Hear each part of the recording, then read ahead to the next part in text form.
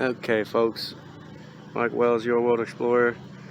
This is the mama tree of my starfruit trees, and you can see she's fruit bearing right now, and those fruit look mostly orange.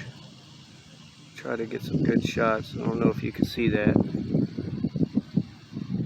but yeah, let's go take a look and compare to my trees. Okay, here are my trees.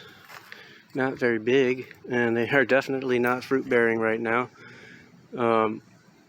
They are suffering a little bit of die-off from the freezes, but as you can tell, a bunch of new growth is coming. So this die-off really doesn't scare me at all. They're doing all right. The one that's doing the best seems to be the one in the understory as far as staying green. So you see that.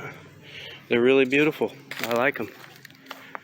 And I'm excited about what fruit are going to come from these starfruit. Thanks for watching. Don't forget to like and subscribe, as that helps the channel out a lot. Have a good day.